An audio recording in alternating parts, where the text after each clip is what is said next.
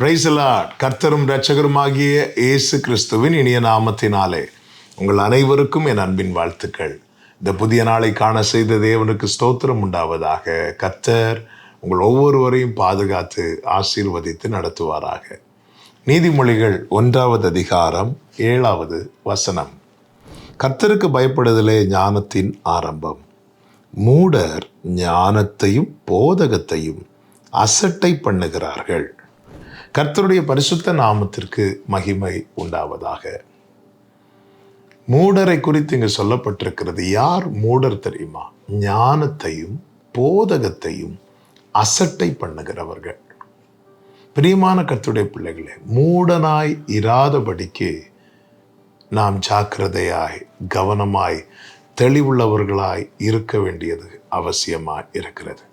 யார் ஞானத்தையும் போதகத்தையும் அசட்டை பண்ணுகிறார்களோ, ஏற்றுக்கொள்ள மனதில்லாதவர்களாய் அதை தள்ளி விடுகிறார்களோ, அவர்கள் எல்லாருமே மூடர் என்கிற லிஸ்ட்ல வராங்க.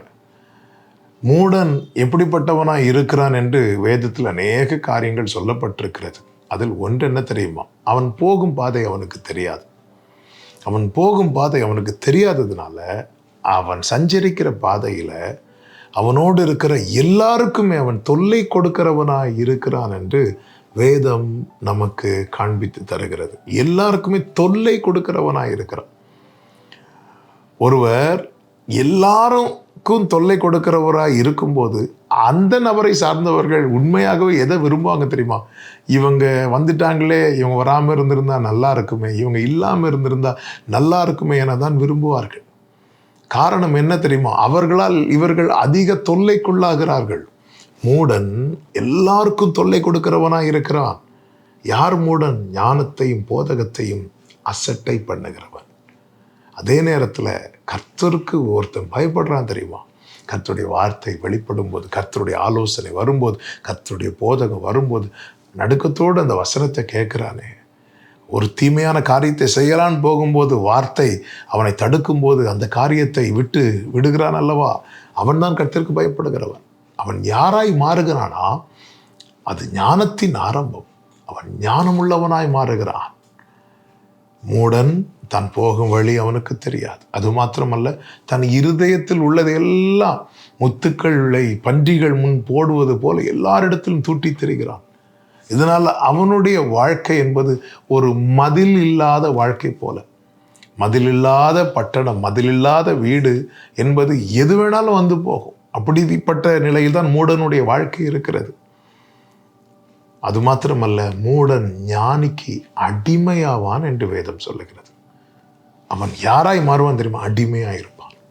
ரகசியங்களை தூற்றி திரிகிறவன் யாராவது ஒரு நபருக்கு அடிமையாக தான் இருப்பான். அவனுடைய வாழ்க்கை அடிமைத்தனத்தில் தான் இருக்கும். இவர்களை தான் மூடர் என்று வேதம் சொல்லுகிறது. பிரியமான கர்த்தருடைய பிள்ளைகளே, கர்த்தருடைய வார்த்தையை அசட்டை பண்ணாமல், கர்த்தருடைய போதகத்தை அசட்டை பண்ணாமல் செவியை சாய்த்து கேட்கிறவர்களாய் மாறுவோம். வார்த்தைக்கு செவி கொடுப்போம். வார்த்தையில் சொல்லியிருக்கிறபடி நம்மை மாற்றிக்கொள்வோம். இதுதான் கர்த்தருக்கு பயப்படுதல். இது ஞானத்தின் ஆரம்பம். இந்த ஞானம் நம்மை விளங்கும் போது, வெளிப்படும் போது நம்முடைய வாழ்க்கை அழகாகவும் ஆசீர்வாதமாகவும் மாறும் என்பதில் சந்தேகமில்லை. அப்படிப்பட்ட வாழ்க்கையில கர்த்தர் மகிமைப்படுவார். கர்த்தர் நம்மை அப்படியே நடத்துவாராக. ஜெபிக்கலாமா? எங்கள் நல்ல தகப்பனே, இரக்கமுள்ள தேவனே, மூடரை போல உம்முடைய போதகத்தை, உம்முடைய ஞானத்தை நாங்கள் அசட்டை பண்ணாதபடிக்கு பயத்தோடு அதை ஏற்றுக்கொள்ள எங்களுக்கு கிருபை தாரும். இயேசுவின் நாமத்தில் பிதாவே, ஆமென்.